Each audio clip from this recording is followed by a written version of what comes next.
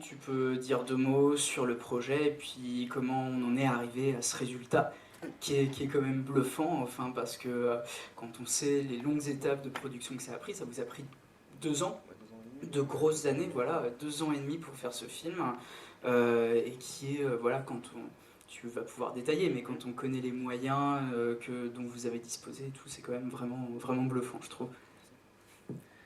Euh, alors il y a de ça 6 ans et des bananes, on était en coloc avec Vianney et on était bien au chômage et donc on s'est maté tout Dragon Ball Z. Et on s'est dit à un moment donné en matant une scène particulière, la scène d'ouverture du film en fait où il y a que des vêtements dans une ville, on s'est dit ça en film ça serait génial à faire. Donc on avait bossé là-dessus, on avait essayé de trouver des financements à des boîtes de prod et toutes les boîtes de prod de Paris nous ont envoyé gentiment nous voir ailleurs parce que c'était impossible à faire et ça allait être cheap si on essayait de le faire. Donc bon, on a mis ça de côté parce que bah ok d'accord. Et il y a 2 ans et demi, 3 ans, au Kinokan 2, c'est ça? Ouais. C'est ça. J'ai fait un test caméra, c'est-à-dire que j'ai pris un 5D, j'ai vite fait tester l'idée qu'on avait de faire des BZ. J'ai ramené ça à Vianney, il a fait 2-3 effets spéciaux pour checker, pour voir. Et on a mis ça sur YouTube et on a eu 4 millions de vues cumulées en se faisant piquer la vidéo à droite à gauche et tout, etc. Et on s'est dit, bon ok, il faut faire un plus gros projet, on va faire ça sérieusement. On a écrit un truc et voilà, c'est le film que vous avez vu là. Et on est rentré on a tourné août 2013. Et depuis, on est en post-prod. On a fini le film, on a sorti le film il y a 1 mois sur internet et voilà, en gros. Je demande tout de suite, est-ce que quelqu'un a des questions? Parce que, enfin, moi j'en ai plein, mais voilà, enfin, c'est aussi une rencontre avec le public, donc si certains veulent s'exprimer, poser des questions sur comment le film a été fait, pour l'instant personne, ça va peut-être venir. Alors, ouais, justement, Vianney, je me tourne un peu vers toi, parce que donc on parlait de la mise en post-prod du film. T'es crédité à au moins 5 ou 6 postes différents dans le générique. Plus d'une quinzaine, tu dis? Je sais pas, on n'a pas compté. On n'a pas compté, mais il y a un moment où il y en a plusieurs d'affilée. Et je sais pas, tu peux peut-être parler un peu de ce travail-là, parce que c'est quand même un travail de fou. Enfin, il y a effectivement les éléments du tournage, et puis quand on voit le nombre de trucages, enfin, de plans retouchés numériquement, le travail après sur l'étalonnage, etc. Il y a eu un travail assez fou qui a été effectué sur ça. Donc peut-être que tu peux en parler, parler des moyens dont tu disposais justement pour faire ça. Comment tu t'es débrouillé? Eh ben, moi à la base, je suis designer produit, donc je viens pas du tout du cinéma, des effets spéciaux. Donc là, c'était mon premier tournage, et après, voilà, à la base, le film devait pas du tout être aussi complexe, il devait pas y avoir un combat de 5 minutes et tout, et en fait, au fur et à mesure qu'on avançait dans la production du film, on s'apercevait qu'il manquait pas mal de choses, et qu'un combat de 10 secondes dans un film de 20 minutes, c'était pas terrible, quoi. C'était ce qui était prévu à la base, 10 secondes de combat. Ouais. Voilà. Il était prévu 10 secondes de combat, il devait juste être suggéré à travers un plan, et il ne devait pas y avoir trop de 3D, ce genre de choses. Et en fait, au fur et à mesure, on s'est aperçu que ça manquait, donc du coup, on a commencé à chercher des équipes, des gens qui pourraient le faire, et en fait, on ne trouvait personne. Donc du coup, voilà, j'ai dû apprendre à le faire de mon côté, regarder des tutos sur YouTube et le faire. Beaucoup de tutos. Voilà. Je me suis tapé des tutos pendant 2 ans. Voilà. J'ai pas eu trop de vie sociale. Voilà. Donc là, c'est bizarre de revoir un peu des gens. À peu près. Et puis, on va vous faire dans l'un. Tennessee, du coup, toi, ton travail, ça a été de produire le film. Donc, pareil, tu peux peut-être parler un petit peu de ce processus-là, parce que ça n'a pas dû être évident. Non, c'était pas évident, effectivement, de faire ce genre de film sans moyens. Il fallait être patient et déterminé, et voilà, c'est du temps, et ça marche. On est plutôt content. Déjà, rien que pour mettre en place le tournage, c'était il y a 2 ans, et puis même au moment du tournage, il faut pouvoir penser tout ce que vous allez faire après dans les différents plans. Vous ne savez pas concrètement quelles retouches vous allez pouvoir faire, ou en tout cas vous essayez de les penser avant. Bon, j'imagine que tu as storyboardé un peu le film, pas mal quand même, mais ça a dû être compliqué, même ne serait-ce que pour la scène du combat. Vous avez tourné sur fond vert, j'imagine, avec des... Non? Comment vous avez fait ça? On a tourné on avait fait une première session de tournage donc en août 2013. Tous les fonds verts étaient foirés. Il n'y avait rien qui marchait. Donc du coup, on a dû faire une deuxième session de tournage 6 mois après, à peu près. Voilà, là ça marchait mieux, mais bon, dans tous les cas, enfin, on voulait mélanger un maximum de techniques, c'est-à-dire que ce soit pas que la 3D, qu'il y ait aussi des fonds verts, des trucs, mais ouais, c'était pas évident, on va dire, mais surtout, ouais, là, au niveau de... Comment ? Oui, peut-être. Et Ouais, on a dû retourner pas mal de trucs. Vous pouvez en parler aussi, hein, parce que voilà, on parle du tournage à ce moment-là, donc vous pouvez peut-être en parler un peu, comment ça s'est passé, est-ce que justement ça a été compliqué, est-ce que c'est genre parce que voilà, quand on voit les effets spéciaux qu'un film comme celui-ci peut impliquer, est-ce que c'est compliqué, est-ce que vous avez pas mal tourné quand même en décor naturel, c'est difficile de se rendre compte aussi de ce qui peut être retouché ou pas dans le film après, vu que c'est très bien fait. Bon, du coup, ça fait plusieurs questions là. Bon, le tournage, comment ça s'est passé? Moi, je peux peut-être parler quand même des 2 phases de tournage, puisque toi, tu as tourné que l'été, il me semble. Tu n'as pas retourné en janvier ici? Ah bon, bon, bah, non, elle a eu le flashback aussi. Ah si, elle a eu, Ah oui, elle a oui, eu, oui. non, si, elle a fait aussi. Ah oui. Ouais, vous êtes tous les deux à Ah chaque ouais, fois. c'était il y a longtemps, donc on a oublié 2-3 trucs. Bah, les fonds verts, moi, j'avais jamais fait ça. Et c'était assez, comment dire, j'allais dire fatigant, mais c'est fatigant un tournage, je veux dire, pour tout le monde. Mais là, c'était physiquement un peu compliqué. Voilà. Je savais pas trop. Non, mais c'est vrai. Mais Bah, en fait, on a eu, bon, sur ce tournage, on a eu que des galères, c'est clair et net. Et la deuxième session, on a refait tous les fonds verts. On avait 2 caméras, elles sont toutes les 2 plantées en même temps. Donc on a dû trouver une autre caméra. Et en gros, vu qu'on avait Ben que pour 2 jours, le temps qu'on trouve l'autre caméra, en gros, on a tourné 16 heures d'affilée, je crois, avec Ben. Deux fois combat. 16 heures. Ouais, pour tout le combat et la salle blanche et tout. Donc à la fin, il en pouvait plus. C'était un cadavre. Et J'avais arrêté de fumer 3 jours avant. ah ouais. J'ai pas repris, je me suis dit c'est trop con là. Non, c'est vrai. Tiens. Donc voilà, pendant 16 heures, il a donné des coups dans le vide en imaginant qu'il y avait un truc en face. C'était assez marrant. Ouais, Vianney, là, ça va là? Oui, tape plus. Vas-y, fais des trucs. De toute façon, moi, je me démerderai avec ce que j'ai. Je comprends plus rien à la fin. Il n'y avait pas d'acteur pour jouer celle. Si, à il ce y a eu moment-là. 3 personnes au Alors, final il y a eu pour celle. Ouais. Il y a eu. Mais Benjamin jouait pas avec eux? C'est parce qu'en fait la salle blanche, il n'y a pas celle, ça c'était scénarisé comme ça. D'accord, ok. C'était vraiment juste Trung tout seul. Et il y avait une scène où il devait se. Parce que du coup, on avait Anthony qui fait la doublure dans le combat, dans la motion capture aussi, qui avec moi a travaillé une vingtaine de chorés. De méditation, de combat à l'épée, de combat sans épée. Et là-dedans, il y avait un combat qui était un truc assez marrant, on s'est un peu emmerdé, puis bon là. C'était quand Trunks se bat contre lui-même. Donc on avait fait des chorés où genre, il donne un coup de poing, mais du coup il reçoit aussi le truc. Donc hop, il se met de l'autre côté. Donc il y a une double choré. Et après 16 heures, tu pètes un pont quand tu en plus tu le fais dans les 2 sens. C'est, voilà, pour ça. Non.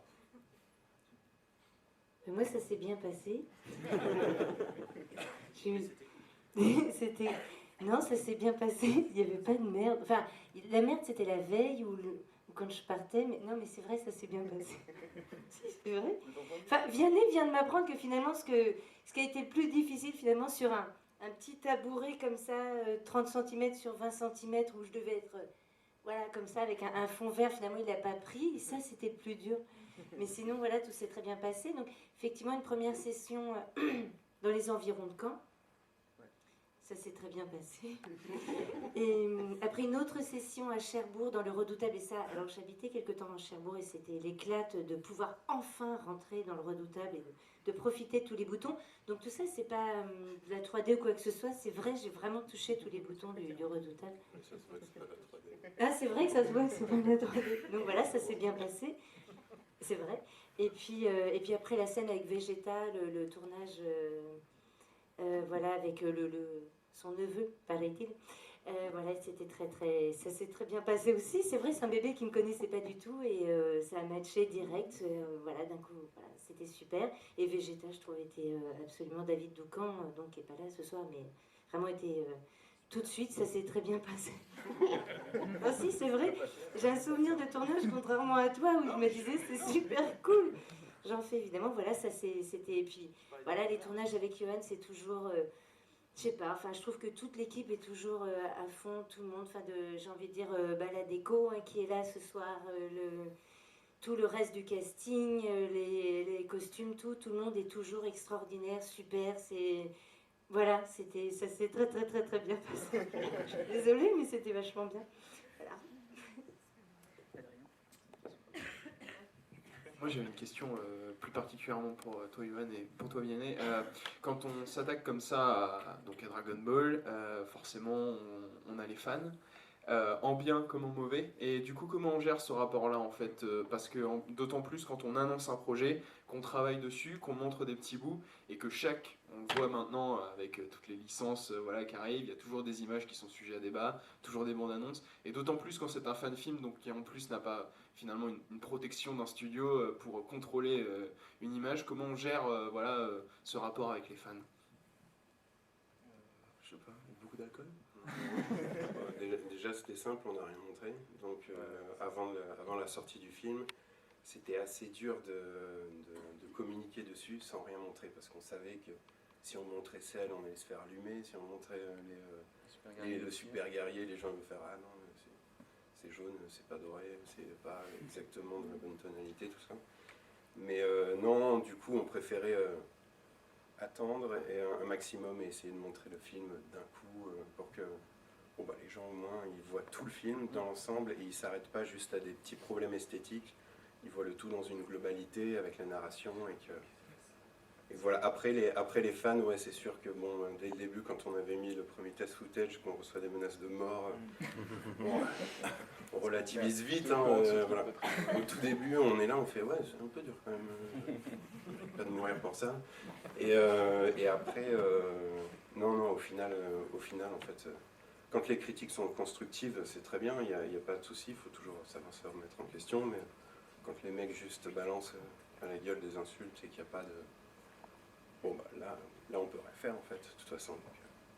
Mais, le truc, c'est qu'il y a une attente énorme, en fait, pour Dragon Ball Z spécialement, parce que les adaptations qu'ils ont eues ont déplu aux fans, et en gros, forcément, on était attendu au tournant, quoi. Excuse-moi de te couper. D'autant qu'en plus, il y avait... Oui, on entend en fait, je crois. Ouais. Bon, ouais. D'autant qu'il y avait une confusion, je crois, quand le film est arrivé. Des gens ont cru que c'était la Fox derrière.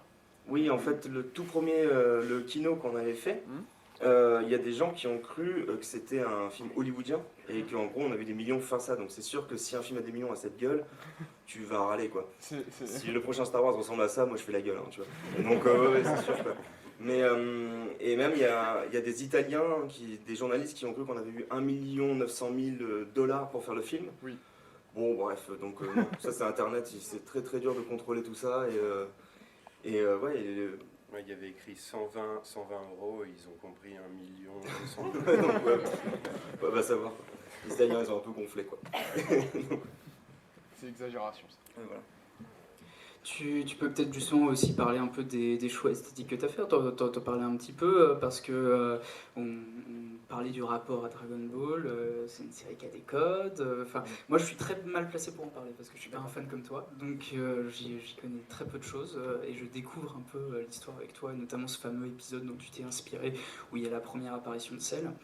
Mais peut-être que voilà, tu peux parler un petit peu de ces choix-là, ne serait-ce que voilà, parce que il y a quand même des choix qui sont pas forcément évidents. Ce choix de pas mettre de dialogue et d'utiliser uniquement la voix off, c'est vraiment des choix assumés qui sont tenus jusqu'au bout. Donc voilà, tu peux peut-être en parler un petit peu. Alors il y a plusieurs choses, il y a les choix esthétiques et les choix de narration. Les choix esthétiques, c'est clair qu'avec Vianney, on aime beaucoup Dragon Ball Z, mais on n'est pas méga fan de manga en général. C'est vraiment Dragon Ball Z qui est à part. Et parce que ça a un côté vraiment cinématographique des fois, il y a du western, il y a de la science-fiction, il y a un tas de choses dans DBZ. Mais pour les choix esthétiques de l'adaptation cinématographique, c'était vraiment clair et net qu'on voulait faire un truc vraiment plus cinéma, quoi. C'est-à-dire pas tirer sur les mangas tu vois, hyper colorés ou hyper fun, genre les films comme Scott Pilgrim de Edgar Wright qui sont hyper colorés et ça marche bien pour ça. Mais déjà de base, on voulait vraiment faire un truc hyper réaliste. Tout le monde dit à la Nolan parce que c'est ce que Nolan a fait avec Batman, mais c'est vraiment dans un style... C'est pour ça que dès le début on était aussi parti sur l'histoire de Trunk, qui est une histoire où où tout le monde est mort, c'est très glauque au final.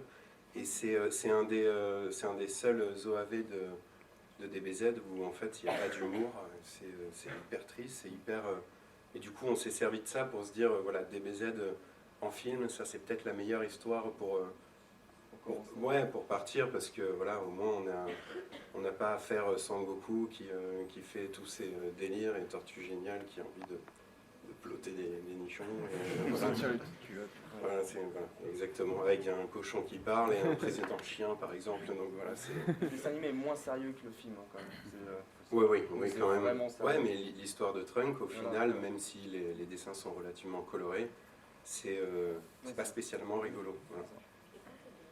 Ouais, non, mais ce qui est marrant en fait, c'est que c'est plus effectivement des thématiques Cinoche que vous avez employées dedans, et pas des thématiques de Dragon Ball. Et qu'en fait, il y a plein de trucs de Dragon Ball qui sont plus comme un petit jeu de piste, c'est-à-dire ah t'as vu la capsule, putain pas con, c'est bien utilisé, ou ah ça c'est la salle du temps. Enfin bon, et c'est ça qui est marrant, c'est que vous vous êtes affranchi de ça, et c'est pour ça que je trouve que c'est plus presque une démo de narration Cinoche, en fait, comme film, plus qu'une démo de Dragon Ball, tu vois. Il y a plus de ciné mainstream, tu sais, avec des thématiques même, voilà, comme on entend dans les Nolan, justement, presque drôle à un moment, mais parce que justement, la famille, l'espoir, la vengeance, mais qui sont des thématiques qui normalement sont développées sur 1h30, c'est ça que je veux dire, tu vois, ou sur 2 heures, et qui là se pour ramener sur une demi-heure. Mais en tout cas, moi je trouve que c'est vrai que c'est plus adressé à des fans de films qu'à des fans de Dragon Ball, à mon sens. C'est vraiment ce qu'on a voulu faire, c'était vraiment, à chaque fois qu'on en parlait aux gens, c'était surtout un film. Il se trouve après que c'est Dragon Ball Z et qu'on l'adapte en film. Et après, il y a un jeu de piste qui est très drôle, et quand on voit justement sur internet les mecs qui matent en même temps, c'est un nom ce truc-là d'ailleurs? Action movie, d'accord. Et c'est ça qui est drôle, c'est la manière dont j'ai découvert aussi le film chez moi, c'est de faire ouais, je reconnais ça, tu vois, et qui a un clin d'œil en fait. Mais je trouve que c'est très, très intelligemment utilisé dans ce film, vraiment, parce que en fait, je trouve qu'il y avait 10 000 panneaux à se prendre dans la gueule en faisant ça, et que vous avez plutôt bien slalomé entre, quoi. Le gros challenge du film a été de faire une histoire où les fans de Dragon Ball Z vont absolument s'y retrouver, vont reconnaître des clins d'œil, etc. Et pour les novices, j'espère que ça a marché. Pour les novices, c'est que forcément les novices sont moins investis dans l'histoire, mais on essaie quand même, et c'est ça le challenge qui est assez chaud, c'est d'essayer de faire en sorte que les gens qui ne connaissent pas du tout Dragon Ball Z soient au moins investis dans l'histoire de ce mec-là va venger sa mère, va battre le méchant, il échoue, et son père lui laisse un message pour qu'il aille aider un mec. Maman, En gros, elle a voilà, compris. Elle a compris, maman. Ah bah madame. Voilà. Donc il y a 2 questions dans la salle, ici. Moi j'avais une question pour vous les réalisateurs et après pour les acteurs. Déjà, comment vous avez porté votre choix sur l'acteur et comment toi tu t'es préparé pour ce rôle-là, et est-ce que tu as vraiment puisé dans l'histoire ou tu t'es vraiment adapté pour faire une adaptation vraiment cinématographique, pardon.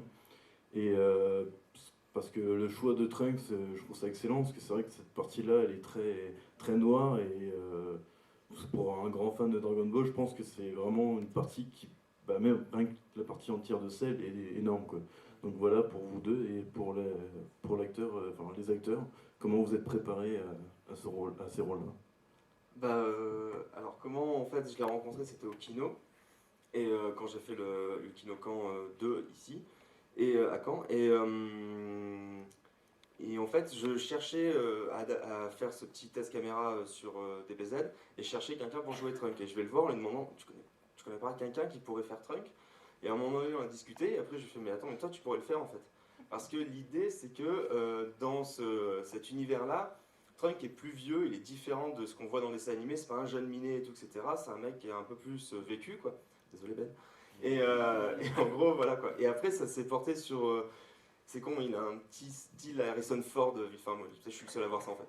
Mais et j'aime beaucoup en fait ce truc un peu beau gosse bad boy, voilà quoi. Je trouvais ça cool pour lui. Beau gosse bad boy. Ouais, je voulais caler les mots beau gosse et bad boy ce soir. C'est cool. Ok, voilà. Non mais tu me l'as jamais dit, c'est... Oui, c'est un secret. Ouais, voilà.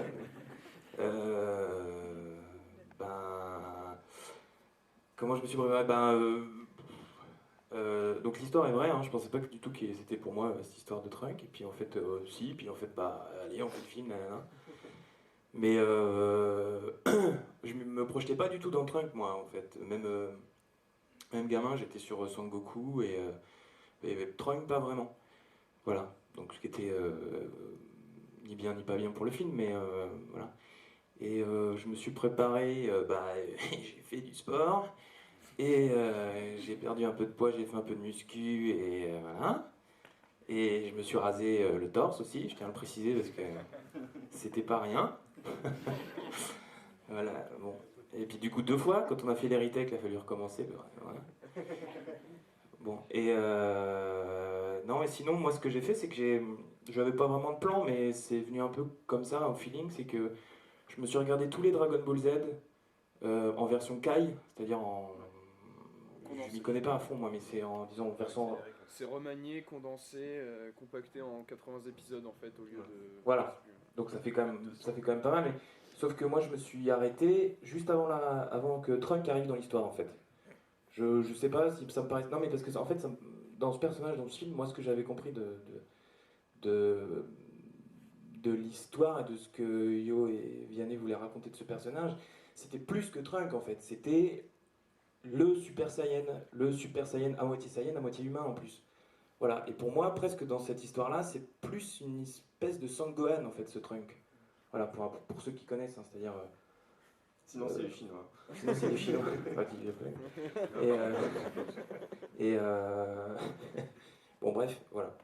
Et non, parce que en fait, c'est des grands personnages qui ont de grandes émotions. Voilà. Il y en a, c'est très proche, on en a beaucoup parlé, tiens, ça fait longtemps qu'on en a parlé. Pour moi, c'était vraiment un grand personnage comme les grands personnages shakespeariens, en fait. Voilà, qui sont pleins de...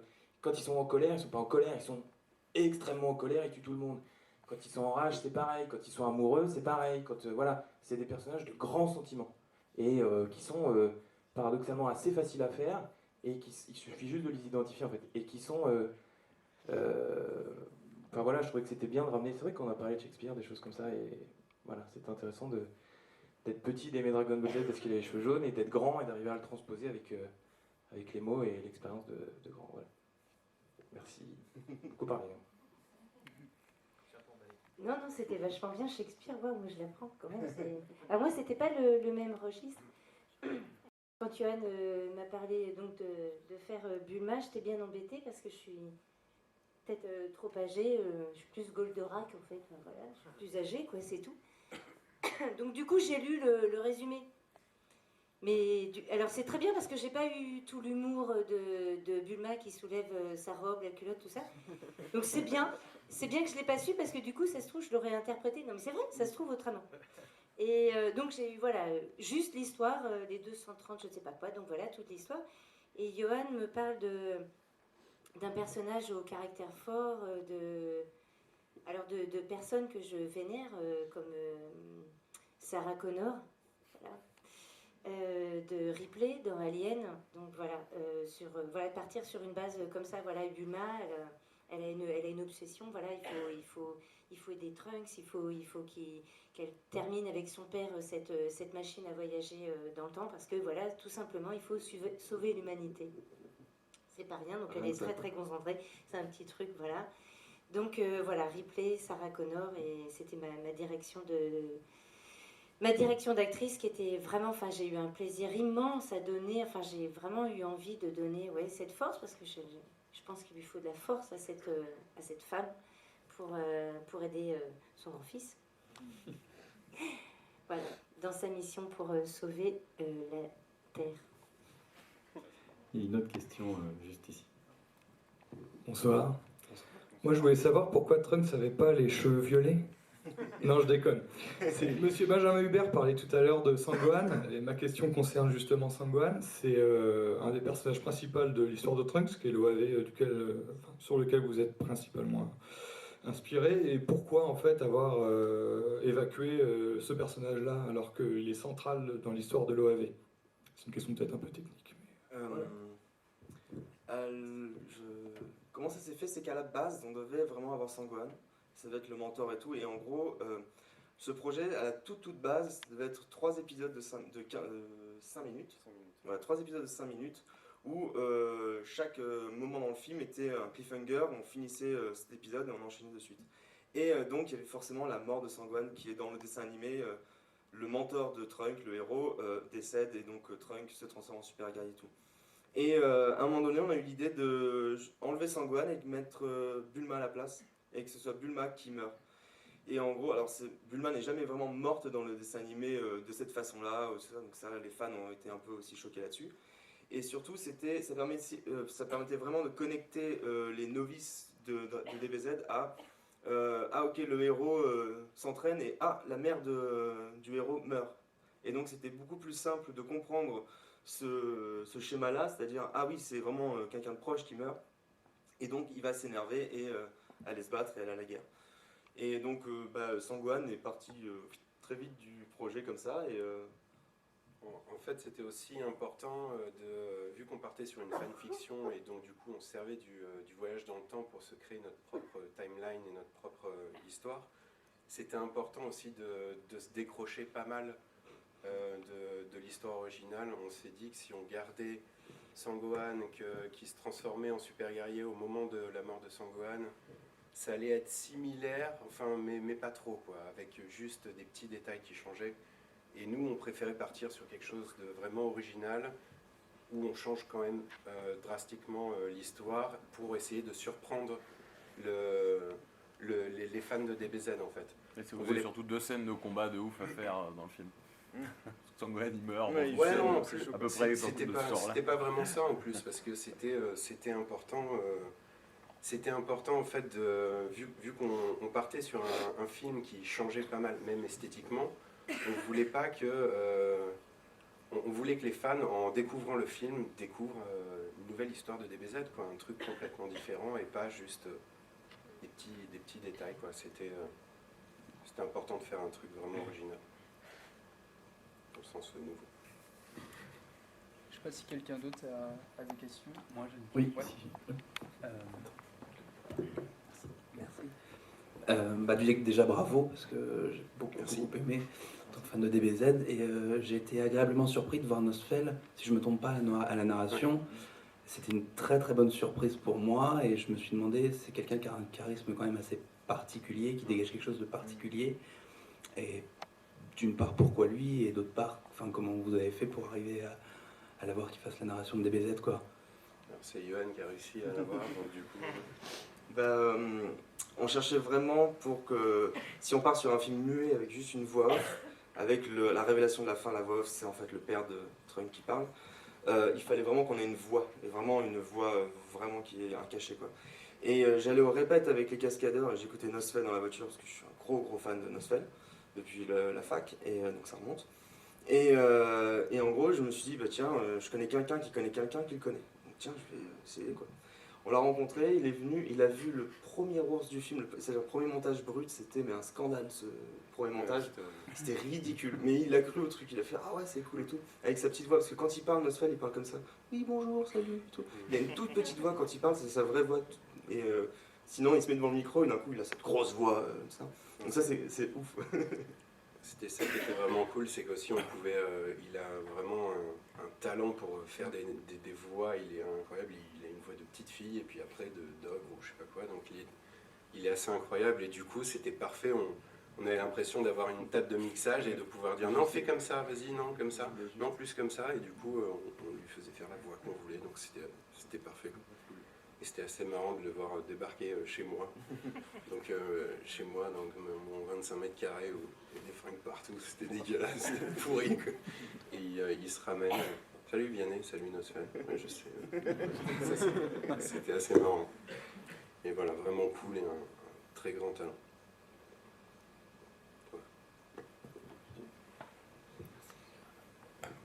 Alors bonsoir, merci beaucoup.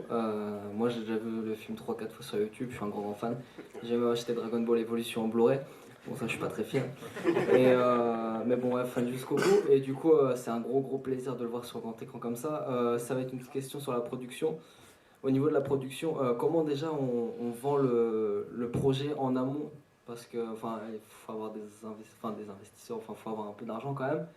Comment, déjà le court-métrage, c'est pas évident à trouver des fonds, et en plus un fan film, et ensuite, quelles sont les ambitions après, parce que faut un long métrage, faut faire un truc, c'est un truc de fou, et c'est trop bien. Mais quelles sont les ambitions après tout ça en fait? Alors déjà, non, au niveau de la production, il faut demander à Tennessee parce qu'elle a dû gérer des millions de dollars. Fallait... non, pas beaucoup. Et fallait surtout être convaincant et passionné pour essayer de convaincre et d'emmener chaque personne dans l'aventure. C'était plutôt sympa à faire. Après, pour les ambitions et la suite, c'est pas prévu. Alors, petite question sur la production. Comment vous gérez, quand vous n'avez pas de vraie production derrière avec de l'argent, comment vous gérez l'assurance? Si quelqu'un se blesse, si quelqu'un se tue? On a une assurance non, mais on ne sait jamais. À force de faire des trucs sur fond vert, là, on se prend un fond vert et hop, on meurt. Ils sont enterrés dans le désert. Non, parce que ça, moi, c'est un truc angoissant quand même, parce que sur une longue période comme ça, il peut se passer n'importe quoi. Hein, donc je pense que ça fait partie de vos responsabilités. Donc c'est quelque chose. Enfin, les accidents, on y pense beaucoup plus quand on vieillit. Oui, c'est mon cas. On a vieilli sur la production du film, pas de problème. on a pensé à la fin en fait. Non, mais comment c'est parti aussi, c'est qu'au tout début, avec Tennessee, Vianney et moi, on a créé l'association Black Smoke Film, qui est une association. Grâce au film du cartel ici et La Volière aussi et iProd, sur tout le projet, ce sont des associations et des boîtes qui nous ont aidés aussi. Alors en prêt de matériel, en prêt d'assurance, en prêt de locaux, etc. Et sinon, au tout début, ce qu'on a fait, c'est une campagne de financement sur Internet. On a demandé 12 000 $, donc 10 000 € pour faire le film. Mais on n'a pas beaucoup marché. Pas trop, non. On a eu 1 200 € au final, sans les taxes et tout, etc. Donc avec 1 200 €, on s'est dit, bon, on s'en fout, on le fait quand même, quoi. On se lance. Et donc bien sûr, tout le monde était bénévole. Personne n'a été payé sur tout le projet, sur les 2 ans. Et donc, toutes les personnes ont été bénévoles. Et au final, toutes les sessions de tournage et tout, etc., on en est à 8 000 €. Ce qui est ridicule pour un film comme ça. 8 000 €, c'est en une journée, on dépense ça sur un long métrage juste pour louer un hélico, et encore, je dis de la merde. Mais budget qui a fait Star Wars, ouais, enfin, une semaine, quoi. Non, mais voilà, on a fait ça pour 8 000 €. Par contre, le vrai budget, on le fait encore avec Tennessee parce que c'est long à calculer le vrai budget. Si c'est long parce qu'il y a beaucoup de personnes et que la post-production a été très longue et ouais, on dépasse facilement là le million en fait. De l'argent. Ouais. Parce qu'on a eu de la motion capture pour le combat gratuitement, on a fait des tours en hélicoptère gratuitement, on a eu un orchestre philharmonique, enfin presque, gratuitement. Donc toutes ces personnes qui bossent juste sur des petits détails pendant aussi longtemps, mais du coup... Et donc ça... Donc normalement ça va dû coûter très cher, et avec beaucoup de bagou et de demandes, et est-ce que tu veux faire des BZ gratuitement? Les gens, il y en a quelques-uns ici. Il y a Romain Lapierre ici qui est dans la salle, qui a passé des mois et des mois à animer le combat, il était seul à animer tout le combat. Bravo Romain. Où en gros on prend la motion capture, et la motion capture, donc pour expliquer la motion capture, c'est les cascadeurs sont en combinaison et ils font des mouvements, et les mouvements sont reproduits dans l'ordinateur, sauf que c'est pas très propre, et Romain a passé des mois et des mois à le refaire. D'ailleurs Romain qui est l'Indien aussi en bas de la tour. Donc voilà, multifonction, on a exploité un maximum. Et il fait la main de sel aussi quand il chope plein de rôles. En tout cas, ça aurait pu coûter $1 million et être mauvais, hein, ou $1 million. Hein. Oui. C'est pas le problème, c'est pas le qui fait. Là, vous avez fait un boulot formidable. Après, l'argent, c'est un autre problème. Quoi. Non, voilà, le tout, c'est d'avoir le courage de mener ça jusqu'au bout. Ça, c'était plus dur, justement. En ayant plein de refus au départ. De toute façon, en France, la science-fiction, c'est très bien. Problème. Et surtout, même aux États-Unis, vous le verrez dans le deuxième film. surtout aux États-Unis. Parce que lui, c'est un mec un peu bizarre. Quoi. Ouais. C'est moins bizarre, peut-être qu'il en ferait plus. Il y avait une autre question ici. Tout d'abord, félicitations pour ce court-métrage. J'ai beaucoup apprécié. J'avais beaucoup aimé aussi un autre court-métrage où j'avais participé à la création d'affiches, c'est Kung Fury, sur Internet. Et ma question est simple, c'est que ça a du succès, il y a beaucoup de monde. Un autre projet dans les boîtes? En même temps, ça va répondre à la question. Alors, la suite de ce film, pour l'instant, il n'y a rien de prévu. Parce que c'est pas un épisode de série télé, c'est un film. Il y a une fin, certes ouverte, mais il y a une fin. Et donc pour l'instant, rien de prévu parce que vu qu'on a mis 2 ans à faire celui-là, on peut lever le pied quoi. Et donc pour l'instant, pas de suite à ce film-là. Et après, bah, pour l'avenir et d'autres projets, oui, certes, ça, il y en a plein, mais évidemment, on est ouvert. Vous avez des scénarios. Une campagne de préfinancement marchera certainement mieux avec 12 millions de vues. Ça peut vous aider quand même. Là, les gens attendent, j'imagine, la suite. Tous les jours, on a des centaines de messages, c'est quand la suite, mais pas de suite. Mais les Américains, vous n'avez pas encore récupéré? Pas encore. Si t'as le numéro, je veux bien. Non, mais faut attendre. Non, mais... Je pense que c'est un jour, ils ont quelque chose. Pour ce qui concerne la partie américaine, est-ce que vous pouvez aussi nous expliquer cette histoire par rapport à Los Angeles et la Comic Case? Qui veut? Moi, pour aller. Quand on a mis le teaser sur internet, le teaser du film, on a reçu un message, on allait se prendre un break pour une fois, un peu lever le pied, et on a reçu un message sur la page Facebook qui nous invitait au Stanley Comic Cast, c'est une énorme convention qui accueille 70 000 personnes en un week-end à Los Angeles. Ils nous ont invités en disant venez montrer le film. On leur a dit le film il est loin d'être fini. Et en gros, il n'y avait rien quoi, quasiment. Et en gros, ils nous ont dit on s'en fout, vous avez carte blanche, venez présenter le film. Et donc en gros, on s'est dit bon, on va finir les 6 premières minutes avec un tout petit teaser après et aller montrer ça quoi. Et bah ils ont grave kiffé. Il y avait trop plein de monde. C'était une salle de 500 personnes et c'était plein à craquer. Ils ont refusé du monde. Et ils nous ont réinvités pour l'année d'après, donc c'était là en octobre, c'est bien ça? J'étais tellement fatigué. Et donc on a diffusé le film pour la première mondiale là-bas aux États-Unis, donc dans une salle blindée. Et après on a diffusé le film dans la plus grande salle de Californie, c'était magique ce moment-là. Et donc ouais, c'est assez étrange où, en gros en France, au début, personne nous a appelé ni quoi que ce soit, et là d'un coup en fait Los Angeles appelle et voilà, vous avez une fenêtre où vous pouvez présenter le film dans un événement où la dernière fois qu'on était, on est passé en même temps que Carrie Fisher qui joue Princesse Leia, et donc bon, c'était assez dingue quoi de se dire bon, ok, tout le monde se barre à la fin du générique mais ils vont voir Princesse Leia à côté, donc c'est cool. Et donc voilà quoi, c'était assez chouette. Petite histoire américaine, voilà. On est mieux à Caen, sans déconner. Ouais, c'est le fromage là-bas, c'est pas... Ils ont pas de calvaire. Si je peux juste ajouter, c'est vrai que quelquefois la question revient, les personnages ne parlent pas. Et peut-être l'avantage en tout cas, c'est un film, effectivement 12 millions de vues, mais donc qui est vu, c'est un Brésilien qui va faire un commentaire, l'Américain va répondre, ou peut-être japonais, je ne sais pas, ou en Afrique, c'est allé partout. C'est vraiment, pour ça, c'est vraiment incroyable. Je me suis amusée à lire les 23 241 commentaires. J'avais un petit peu de temps. En plus, j'en ai pas mal. Et c'est vrai que c'était complètement incroyable ce partage avec un, voilà, juste il y a voilà, Dragon Ball, voilà, Akira Toriyama, c'est une culture apparemment mondiale. Et du fait qu'on n'ait pas parlé, on a c'est très bien allé vers tout le monde. Bon, il y a eu des trucs où effectivement on a un type caucasien, bon voilà, et puis entre fans en fait ils se répondent, etc. Il y en a qui disent ouais mais bon pourquoi ils sont caucasiens, européens, pourquoi ils sont pas asiatiques, etc. Ouais mais c'est tourné là-bas, tu vois, alors c'est des mecs, c'est des Français. Alors, vrai, et du coup il y a eu un échange complètement... voilà, c'est une aventure ici à Caen, c'est super chouette, mais c'est ces réactions partout, je trouve ça complètement incroyable. Et est-ce que vous avez eu depuis vous des propositions en tant que comédien, des retours Oui, bien sûr. Pas plus tard que... Quand est-ce que c'était? Non, en fait, ça reste vraiment... c'est un fan film.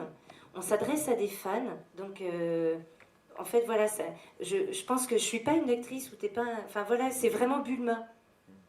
Voilà, ils cherchent pas, c'est pas Aurélie Duret, c'est jamais nommé, donc je ne suis pas du tout harcelée. C'est Bulma, c'est Trunks, voilà, c'est les personnages, c'est Dr. Brief, voilà, où ils réagissent vraiment sur les... Voilà, c'est comme si c'était une vraie proposition, voilà, on est vraiment dans un contexte de fans avec des règles, et c'est vrai que je me suis penchée, voilà, sur c'est tout un univers avec des codes sur le net qui sont assez...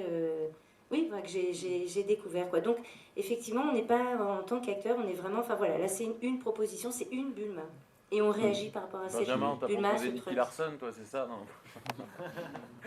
J'ai déjà signé des clauses de confidentialité, donc je ne peux pas trop en parler maintenant. Mais... Et vous savez si les studios américains, j'imagine que oui, ça a dû leur arriver, la vidéo, ils ont dû la voir. Est-ce que vous n'êtes pas du tout au courant, parce que le fait de passer à Los Angeles dans cette convention, j'imagine que... Pas du tout. Après, il y a eu, ça c'était assez marrant, il y a eu un article sur le site officiel de Stanley, avec Stanley, voilà, qui a encensé le film et qui a dit que c'était grandiose et tout, donc ça c'était... Et du coup, pas d'autres retours pour l'instant? Sinon, non, pas pour l'instant. J'ai l'impression qu'on vous déçoit un peu là, mais... Non. On va te voir C'est dans bien, une ça position veut dire que vous allez rester en France pour un moment, peut-être aussi refaire quelque chose et continuer voilà, de faire des productions qui sont ambitieuses. C'est déjà fait, malheureusement. La réadaptation des visiteurs, c'est bien. Le truc en fait, c'est que un truc qu'on a capté, c'est qu'on pense pas vraiment que on fait un film comme ça qui cartonne, qui met 12 millions de vues en 10 jours, ouais, super. Et que d'un coup, il y a la Fox qui appelle, vous venez travailler. Ça marche pas du tout comme ça.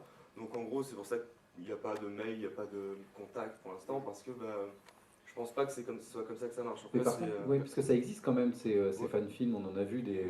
Mais parce qu'il faut réellement un Batman premier film.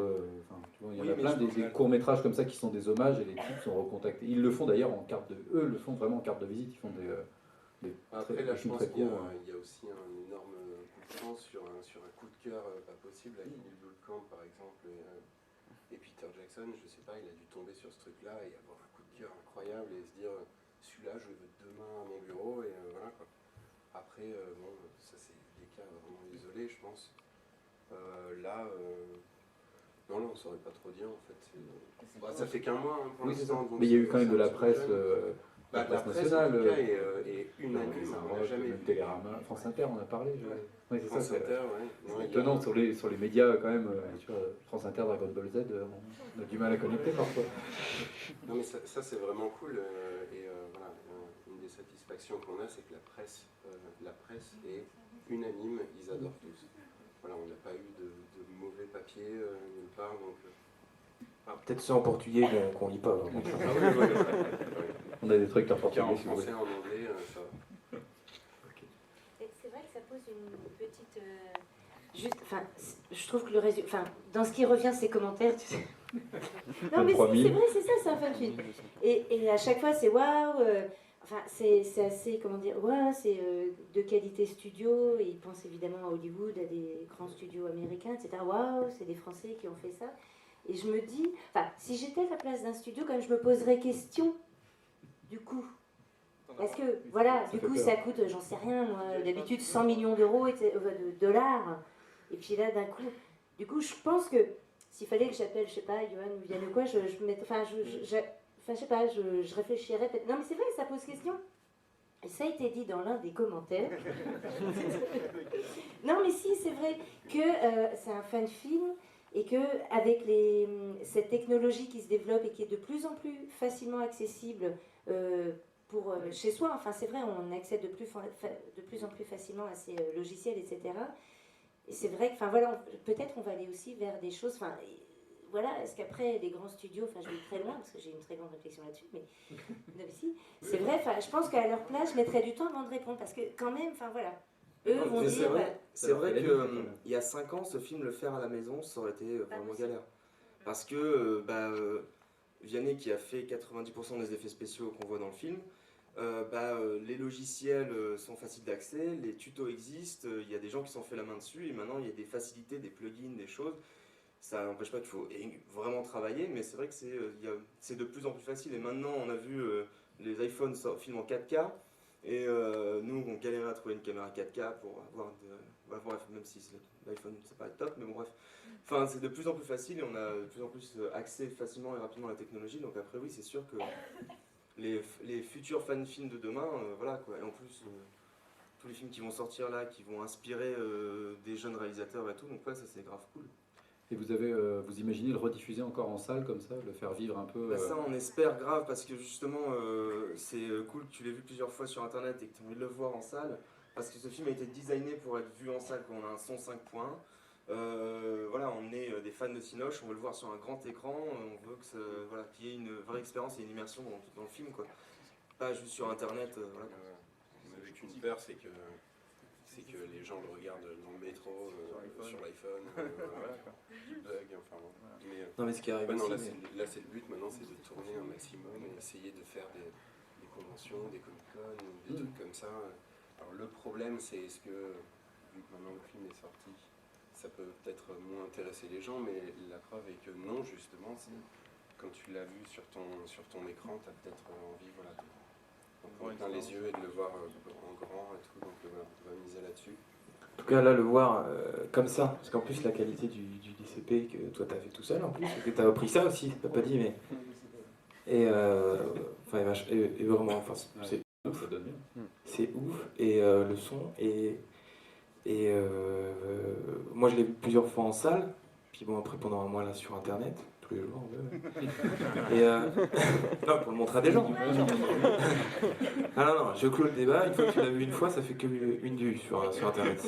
Donc vous pouvez arrêter, même les fans, là, ça sert à rien. Il faut que vous le voyez, c'est une vue. Mais le revoir, là, donc en plus dans le contexte, moi j'ai de la famille qui est là, j'ai mes amis qui sont là, ici aussi d'ailleurs. C'est hyper émouvant déjà. Donc merci au Luxe de nous avoir accueillis. Merci à tout le monde. Et oui, quand tu le vois comme ça, du coup on n'a pas débriefé là-dessus, mais il faut absolument le faire tourner, qu'on aille... Et ça fait une vue en plus là, quand on le met là. Non, je crois pas. Mais c'est... Enfin, nous-mêmes qui connaissons le film, je pense, c'est pas rien de le voir en salle en fait. Non mais faites une petite bande-annonce, vivez l'expérience grand écran, je sais pas, retrouvez, venez filmer des plans ici, pour, je sais pas si ça peut... En tout cas, je pense qu'il y a des salles qui peuvent être intéressées. Après, c'est essayer de penser, à mon avis, à un projet où vous le liez avec un long métrage, peut-être, avec un truc qui fait que ça propose une soirée, j'en sais rien, à imaginer. Le prochain Disney, le 15 décembre. Dans les festivals de films fantastiques, il y en a pas mal. Oui, mais il y en a déjà là, un festival en Espagne de science-fiction qui... La Belgique aussi. Et la Belgique, et Bruxelles aussi. Oui, mais même s'il n'est pas en sélection, il peut être en... Oui, voilà, c'est une masterclass ou un truc comme ça, mais... les Oscars, tout ça, enfin oui. Du coup, on va être obligé de s'arrêter. Parce que les gens, ils l'ont vu, donc je l'ai vu sur Internet, donc je peux le voir. En fait, non, ce film est destiné à être sur Internet dans le sens où on ne peut pas gagner d'argent dessus parce qu'on n'a pas les droits. Et ce film est fait pour les fans, une grande partie pour les fans. Et donc après, le truc, c'est qu'il est sur Internet pour que tout le monde puisse le voir. Parce que si on n'avait pas sorti sur Internet, là, on pourrait le diffuser que dans quelques événements, mais il n'y aurait pas eu autant de personnes qui l'auraient vu, quoi. On peut pas participer à des concours aussi, voilà. Par exemple. Donc l'idée, ce qui est quand même quand on fait un film, c'est qu'on a envie que les gens le voient en fait. Et si personne le voit, on a raté 2 ans de notre vie. Et là, non, ce qui est cool, c'est que voilà, avec Internet et grâce à Internet et le fait de le mettre sur YouTube gratuitement et tout ça, etc., il y a 12 millions de personnes qui l'ont vu, quoi, ce qui est pas rien. Je mets en 5.1 sur Internet. Ça marche bien. Justement, moi qui suis... Attendez, juste le micro et puis ça va être la dernière question. Du coup, moi qui suis assez cinéphile, j'ai une petite install chez moi où j'aime bien voir effectivement en 5 points et ce genre de choses. Et moi qui aimerais le remontrer à d'autres, je me demandais si quelque part il était téléchargeable dans une version qui serait plus propice à une belle projection. Le premier jour, il a été piraté, il a été foutu sur les sites de torrent et en qualité tellement pourrave que je te donnerai pas le lien. Parce que vraiment, voilà, on voulait le faire nous, on voulait le mettre nous beaucoup plus tard en 5 points sur Pirate Bay, tout ça, etc. pour que ce soit téléchargeable en bonne qualité. Sauf qu'il y a quelqu'un qui l'a fait en téléchargeant de YouTube et c'est la qualité est vraiment dégueulasse.